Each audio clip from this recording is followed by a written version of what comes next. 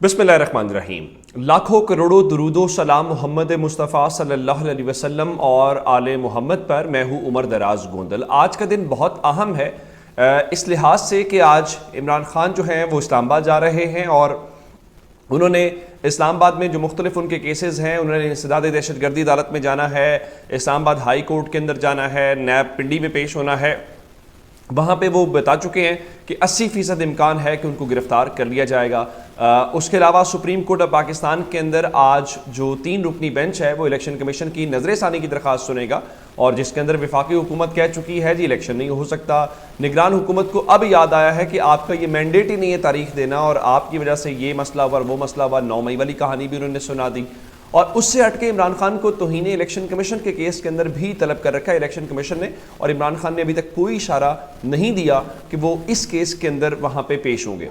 लेकिन इस वक्त जो एक और डेवलपमेंट है, इमरान खान ने रात को स्पेस के अंदर बड़े वाज़ेह और दो टोक अंदाज में बात की थी कि उनकी ना फौज के साथ पहले लड़ाई थी ना अब लड़ाई है। और इससे पहले इमरान खान ने जो फरीद ज़करिया को CNN के ऊपर इंटरव्यू दिया था उसके अंदर बड़े जब उनसे पूछा गया था फौज के साथ लड़ाई वाली बात तो उन्होंने कहा था कि देखें कोई भी अपनी फौज के साथ लड़ना नहीं चाहता और फौज से आप लड़के जीत नहीं सकते।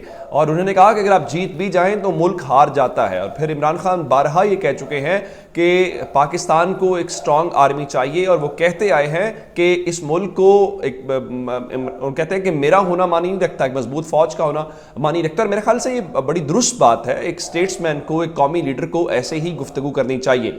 लेकिन इस्लामाबाद रवानगी से कबल एक बार फिर जनरल आसिम मुनीर कह लीजिए या दूसरे लफ्ज़ों में आप ये कह लीजिए कि उन्होंने आर्मी चीफ का नाम लिया है। अब ये क्या मामला है ये मैं आपके सामने बड़ी डिटेल के साथ जो है वो रखना चाहता हूँ। इमरान खान इस वक्त चूँकि पाकिस्तान के मीडिया के हवाले से उनके ऊपर मुख्तलिफ पाबंदियाँ आयद की गई हैं तो इस सिलसिले में वो कर क्या रहे हैं? इस सिलसिले में वो ये कर रहे हैं कि जो इंटरनेशनल मीडिया है वो इंटरनेशनल मीडिया को भरपूर तरीके से इंटरव्यूज़ दे रहे हैं जिसमें उन्होंने उस तरह से नाम तो बराह रास्त जब वो आर्मी चीफ कहते हैं तो आर्मी चीफ से मुराद तो जनरल आसिम मुनीर ही हैं। अब उन्होंने इंटरनेशनल मीडिया के अंदर जो टाइम्स रेडियो है उसको इंटरव्यू दिया है और कहा है कि इस वक्त मुल्क में जमहूरियत रुक चुकी है क्योंकि बुनियादी तौर पे बज़ाहिर मार्शल लॉ जैसा मंजर है और उनका मेरा मतलब है कि मुल्क को आर्मी चीफ चला रहा है। उन्होंने कहा कि ताहम मुल्क में जमहूरियत का मुस्तकबिल रोशन है क्योंकि जिस पार्टी में मुल्क में 70% वोट बैंक हो उसे ऐसे इकदामात से रोका नहीं जा सकता। मेरे ख्याल से जब इमरान खान वाज़े अंदाज में ये कह चुके हैं कि उनकी जनरल आसिम मुनीर के साथ कोई इख्तलाफात या लड़ाई नहीं है, फिर उन्होंने ये भी वजाहत दी कि जनरल आसिम को हटाने में DGISI के तौर में कोई वो बुशरा बीबी वाला किरदार नहीं था। तो मेरे ख्याल से अब चीज़ें बेहतरी की जानिब जानी चाहिए। बहुत सारी खबरें कल से स्पेकुलेट कर रही हैं कि कुछ रिपोर्ट्स सबमिट की गई हैं, उसमें कितनी सदाकत है उसमें थोड़ा सा टाइम लगेगा वो चीज़ें सामने आने में। लेकिन मैं एक यहाँ पे बात ज़रूर करना चाहता हूँ और वो बात ये है कि देखें अब मेरे ख्याल से अब दोनों अतराफ को एक कदम पीछे हटके पाकिस्तान के लिए सोचना चाहिए। पाकिस्तान के लिए मैं ये बात क्यों कर रहा हूँ क्योंकि खान साहब ने खुद भी इशारा दिया कि दोस्त ममालिक भी यही कह रहे हैं और हम सब पाकिस्तानी भी यही कह रहे हैं। क्यों कह रहे हैं? देखिए डॉलर कहाँ पे पहुँच गया है, इकॉनमी कहाँ पे पहुँच गई है।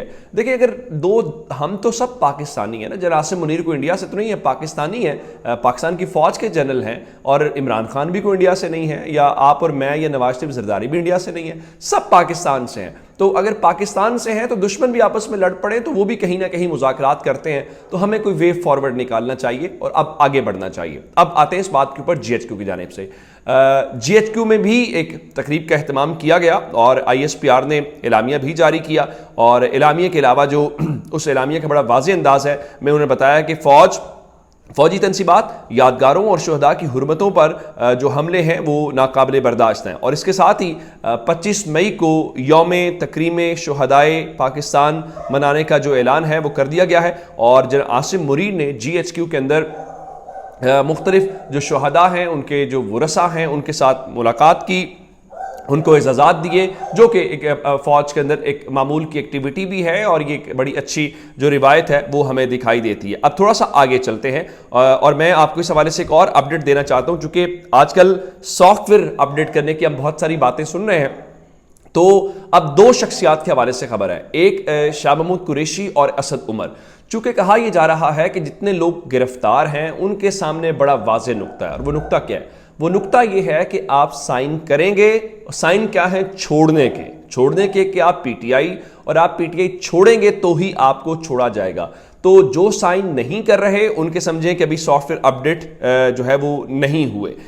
आज एक और इस किस्म की प्रेस कॉन्फ्रेंस होगी मुमकिन तौर पे पीपी 250 अहमदपुर शर्किया से मखदूम सैयद इफ्तिखार हुसैन गिलानी के मुतालिक खबर आई है कि वो भी बगैर किसी दबाव के, जो आजकल हर कोई जुमला कह रहा है, पाकिस्तान तहरीक इंसाफ उन्होंने छोड़ने का फैसला किया है और आज वो प्रेस कॉन्फ्रेंस भी कर लेंगे। हाँ, इस हवाले से जो शाह महमूद कुरैशी और असद उमर के हवाले से खबर है वो मैं आपको बता देता हूँ। मुख्तलिफ लोगों ने दावा किया है कि इस दौरान जो आमिर कियानी है, जो पाकिस्तान तहरीक इंसाफ के बड़े पुराने खिलाड़ी थे, और इमरान खान जितने जाने वाले लोग हैं उनमें से सिर्फ आमिर कियानी के मुतालिक कह रहे हैं कि उनके जाने का उनको दुख है। खबरें ये हैं कि उन्होंने मुलाकात की है, न सिर्फ मुलाकात की है बल्कि पैगाम भी पहुंचाया है। लेकिन शाह महमूद कुरैशी तो अभी अपनी रिहाई के लिए जो उन्हें कोर्ट ने अंडरटेकिंग कहा है वो भी उसके लिए तैयार नहीं है। इन दोनों को कायल किया जा रहा है कि आप छोड़ें और हम आपको छोड़ देंगे। यानी देखना एक सवाल पैदा होता है कि जिसका नाम भी जिस मुकदमे के अंदर है, अगर तो सिर्फ मुकदमे क्लियर हैं तो फिर फेयर ट्रायल होना चाहिए। लेकिन ये क्या बात हुई कि फलां का नाम फलां मुकदमे के अंदर है, वो तहरीक इंसाफ के छोड़ने की प्रेस कॉन्फ्रेंस कर दे तो हम उसको उस मुकदमे में भी छोड़ देंगे, एफआईआर से नाम भी निकल जाएगा। कल तक जिनके घरों में छापे पड़ रहे हैं अब वो मतलूब नहीं है। तो ये मेरे ख्याल से चीज़ें ठीक नहीं है। अब एक अंदाज़ा लगा लीजिए कि अदालत ने हुक्म दिया था शीरी मजारी और फयाजुल हसन चौहान को रिहा करने का, रावलपिंडी बेंच ने। फयाजुल हसन चौहान को तो नहीं, लेकिन शीरी मजारी साहबा को छोड़ा गया और शीरी मजारी साहबा को चौथी बार गिरफ्तार कर लिया गया। उनकी साहबजादी थी और अब पंजाब पुलिस ने उनको गिरफ्तार किया। उनकी मौजूदगी में जैसी वो डयाला जेल से निकली, उनको 1 मई को गिरफ्तार किया गया।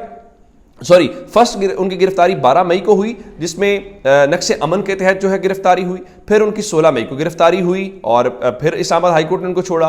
फिर 17 मई को उनकी गिरफ्तारी हुई और उसके बाद फिर जो है वो 22 मई को जो है आज यानी गुज़श्ता रोज़ उनको चौथी बार गिरफ्तार कर लिया गया। ये कुछ अच्छे सीन्स नहीं है, कुछ अच्छे मैसेजेस नहीं हैं। चूँकि फिर वही बात है कि गिरफ्तारी हो रही है। अंदाज़ा कीजिए कि जो असद उमर हैं, अब उनके मुतालिक क्या खबर है। असद उमर ने जो मनी लॉन्ड्रिंग के हवाले से बताया गया कि एफआईए ने जो बाकायदा इंक्वायरी है उसको रजिस्टर करके असद उमर को बाकायदा तौर पे अब नोटिस जारी कर दिया है। तो ये पूरे का पूरा हमें एक मिथ, एक जो प्रोसेस है वो होता हुआ दिखाई दे रहा है। दूसरी जानिब यहाँ पे छोड़ने की खबरें हैं और उधर मुस्लिम लीग नून जो है उसमें शमूलियत हो रही है या करवाई जा रही हैं। साबिक डिप्टी स्पीकर पंजाब है दोस्त मजारी, उनकी नून लीग में शमूलियत हुई है। गुज़श्ता रोज़ उन्होंने मुलाकात की मरीम नवाज़ और परवेज़ रशीद के साथ, जिसमें अब वो बाकायदा तौर पे मुस्लिम लीग नून का हिस्सा बन गए हैं और कहा गया कि उनकी शमूलियत से मुस्लिम लीग नून जो है मज़ीद मजबूत होगी। जाहिर है वो डिप्टी स्पीकर बने थे पाकिस्तान तहरीक इंसाफ के वोटों के साथ और इस दौरान उन्होंने जो कुछ किया, उनकी अपनी जमात उनको कैसे कबूल कर सकती है, ये एक बड़ा जो अहम सवाल है वो हमारे सामने है। लेकिन एक और बात है कि 9 मई के वाक़यात को लेके जो इस वक्त चीज़ें हैं वो कौमी असम्बली से कल एक करारदाद भी मंजूर करवाई गई और उस करारदाद के हवाले से कहा गया है कि जो इन वाक़यात में मुलव्वस अफराद हैं उनके खिलाफ आर्मी एक्ट 1956, इंसदादी दहशतगर्दी एक्ट और जो ज़ाब्ता फौजदारी है उसके खिलाफ बाकायदा जो कार्रवाई है वो की जाए।